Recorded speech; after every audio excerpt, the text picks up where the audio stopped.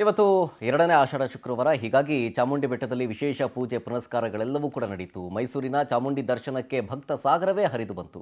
ನಾಡಿನ ವಿವಿಧ ಕಡೆಯಿಂದ ಸಾವಿರಾರು ಭಕ್ತರು ಆಗಮಿಸಿದ್ರು. ಲಕ್ಷ್ಮಿ ಅಲಂಕಾರದಲ್ಲಿ ಗರ್ಭಗುಡಿಯ ತಾಯಿ ಕಂಗೊಳಿಸ್ತಾ ಇರೋ ವಿಜುವಲ್ಸ್ ಅನ್ನು ಗಮನಿಸ್ತಾ ಇದ್ದೀರಿ. ಸರತಿ ಸಾಲಿನಲ್ಲಿ ನಿಂತು ತಾಯಿಯ ದರ್ಶನವನ್ನು ಪಡೆದಿದ್ದಾರೆ ಭಕ್ತರು.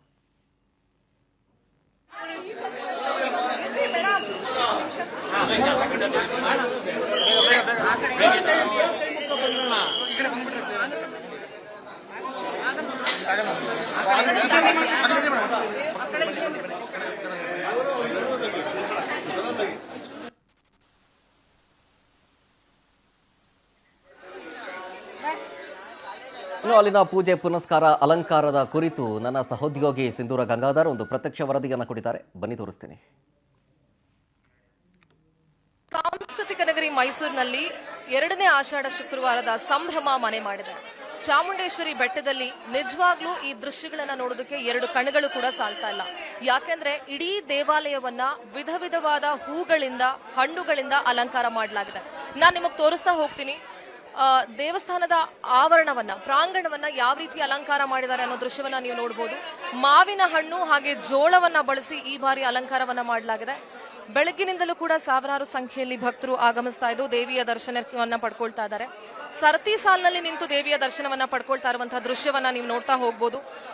ಇಡೀ ದೇವಸ್ಥಾನದ ತುಂಬಾ ಪೊಲೀಸರ ಸರ್ಪಗಾವಲಿದೆ. ಯಾಕೆಂದ್ರೆ ಭದ್ರತೆಯನ್ನ ವಹಿಸಲೇಬೇಕಾಗತ್ತೆ. ಮೊದಲನೇ ವಾರ ವ್ಯವಸ್ಥೆ ಸರಿ ಇಲ್ಲ ಅಂತ ಹೇಳಿದಂತ ಕಾರಣದಿಂದ ಈ ಬಾರಿ ಬಹಳ ಚೆನ್ನಾಗಿ ವ್ಯವಸ್ಥೆಯನ್ನ ಮಾಡಿದ್ದಾರೆ. ಬೆಳಗಿನಿಂದಲೂ ಕೂಡ ಸಾವಿರಾರು ಸಂಖ್ಯೆಯಲ್ಲಿ ಭಕ್ತರು ಇವತ್ತು ದರ್ಶನವನ್ನ ಪಡ್ಕೊಂಡಿದ್ದಾರೆ. ಬೆಳಗ್ಗೆ ನಟ ದರ್ಶನ್ ಇರಬಹುದು ಬಂದು ದರ್ಶನವನ್ನ ಮಾಡಿದ್ದಾರೆ. ನೀವು ದೇವಸ್ಥಾನವನ್ನ ಗಮನಿಸ್ತಾ ಹೋದ್ರೆ ಬೇರೆ ಬೇರೆ ಬಣ್ಣಗಳ ಹೂಗಳಿಂದ ಮತ್ತೆ ಕಮಲದ ಹೂವಿನ ಕುಚ್ಚಿನಿಂದ ದೇವಸ್ಥಾನವನ್ನ ಅಲಂಕಾರ ಮಾಡಿರುವಂತಹ ವಿಶೇಷವಾದಂತಹ ದೃಶ್ಯವನ್ನ ನೋಡಬಹುದು. ಮತ್ತೆ ಅಲ್ಲಲ್ಲಿ ಬಾಳೆ ಕಂದುಗಳನ್ನ ಹಾಕಿ ಕೂಡ ಅಲಂಕಾರವನ್ನ ಮಾಡಲಾಗಿದೆ. ದೇವಸ್ಥಾನದ ಮೇಲಿನ ಒಂದು ಇದೇನು ಹೇಳ್ತೀವಿ ಅದನ್ನ ಮಾವಿನ ಹಣ್ಣುಗಳನ್ನ ಸಾವಿರಾರು ಲಕ್ಷಾಂತರ ಮಾವಿನ ಹಣ್ಣುಗಳು ಮತ್ತೆ ಪೈನಾಪಲ್ ಅನಾನಸ್ ಅಂತ ಏನ್ ಹೇಳ್ತೀವಿ ಪೈನಾಪಲ್ ಹಣ್ಣನ್ನ ಬಳಸಿ ಅಲಂಕಾರ ಮಾಡಿರೋದು ಬಹಳ ಬಹಳ ವಿಶೇಷ. ಆಷಾಢ ಶುಕ್ರವಾರದಲ್ಲಿ ದೇವಸ್ಥಾನದ ಒಳಗಿನ ಅಲಂಕಾರವನ್ನ ನೋಡೋದೇ ಒಂದು ಕಣ್ಣಿಗೆ ಹಬ್ಬ ಅಂತ ಹೇಳಬೇಕು.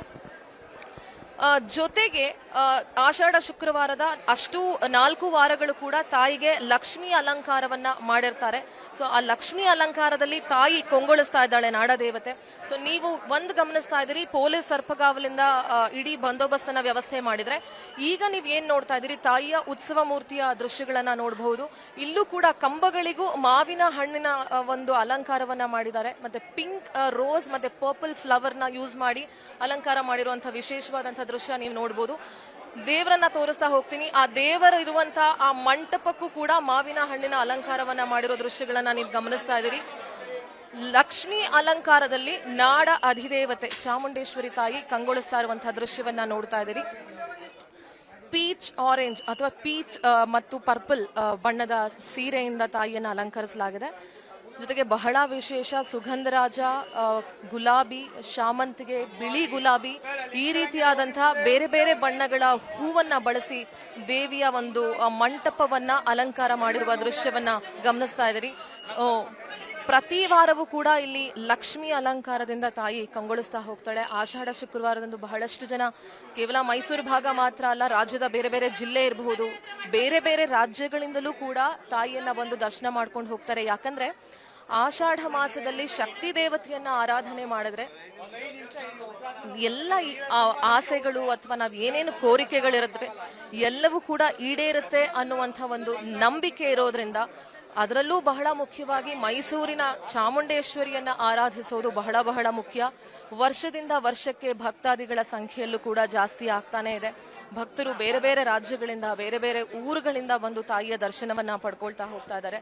ಸೊ ಇಡೀ ದೇವಸ್ಥಾನ ಬೇರೆ ಬೇರೆ ಹೂಗಳಿಂದ ಹಣ್ಣುಗಳಿಂದ ಅಲಂಕಾರಗೊಂಡಿದೆ. ತಾಯಿಯನ್ನ ನೋಡೋದಕ್ಕೆ ಎರಡು ಕಣ್ಣುಗಳು ಕೂಡ ಸಾಲ್ತಾ ಇಲ್ಲ. ಸೊ ಈ ಬಾರಿ ಇಲ್ಲಿನ ಒಂದು ವ್ಯವಸ್ಥೆಯನ್ನ ಬಹಳ ಚೆನ್ನಾಗಿ ಮಾಡಿದ್ದಾರೆ. ಸೊ ಹಾಗಾಗಿ ಎಲ್ಲಾ ರೀತಿಯ ವ್ಯವಸ್ಥೆಯನ್ನ ಬಹಳ ಅಚ್ಚುಕಟ್ಟಾಗಿ ಮಾಡಿರೋದ್ರಿಂದ ಯಾವುದೇ ರೀತಿನೂ ಜನರಿಗೆ ತೊಂದರೆ ಆಗದ ರೀತಿ ಈ ಬಾರಿ ಇಲ್ಲಿ ದೇವಸ್ಥಾನದಲ್ಲಿ ಯಾವೆಲ್ಲ ವ್ಯವಸ್ಥೆಯನ್ನ ಮಾಡಿದ್ದಾರೆ. ಕ್ಯಾಮ್ರಾ ಪರ್ಸನ್ ಹರೀಶ್ ಜೊತೆ ಸಿಂಧೂರ, ಪವರ್ ಟಿವಿ, ಮೈಸೂರು.